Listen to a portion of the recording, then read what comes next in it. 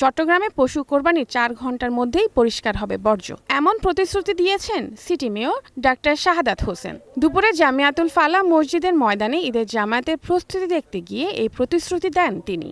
বৈরী আবহাওয়া এর মধ্যেই প্যান্ডেল ক্ষতিগ্রস্ত হওয়াতে তা দ্রুত মেরামতের নির্দেশ দেয় মেয়র। তিনি জানান, নগরীর 41টি ওয়ার্ডে 3100 পরিচ্ছন্নতা কর্মী কাজ করবেন।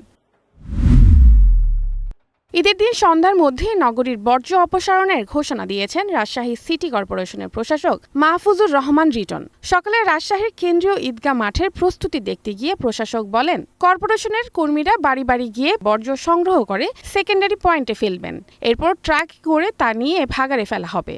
এদিকে ঈদুল আজহা নির্বিঘ্ন করতে আইনশৃঙ্খলা পরিস্থিতি সহ সকল প্রস্তুতি সম্পন্ন হয়েছে বলে জানিয়েছে খুলনা সিটি কর্পোরেশনের প্রশাসক নজরুল ইসলাম মঞ্জু। তিনি জানান, নগরীর সুবিধার্থে 140টি স্থানে পশু কোরবানির স্থান নির্ধারণ করা হয়েছে।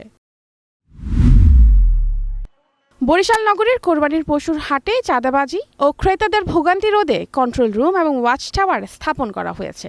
ড্রোনের মাধ্যমে মনিটর করা হচ্ছে হাট এলাকা। জাল টাকা প্রতিরোধে নেওয়া হয়েছে বিশেষ ব্যবস্থা। দুপুরে পশুর হাট পরিদর্শনের শেষে সংবাদ সম্মেলনে একথা জানিয়েছে র্যাব ৮। ময়মনসিংহে সিটি কর্পোরেশনের দেয়া ঈদ উপহার বিতরণকালে হুড়োহুড়িতে প্রশাসক সহ অন্তত 7 জন আহত হয়েছেন। সকালে নগরীর টাউন হলে উপহার বিতরণ শুরু হওয়ার কথা থাকলেও তা শুরু হয় দুপুরে। উপহার পেতে নগরীর 33টি ওয়ার্ড থেকে লোকজন এসে জড়ো হতে থাকে, কিন্তু পণ্য দিতে দেরি হওয়ায় শুরু হয় ধাক্কাধাক্কি।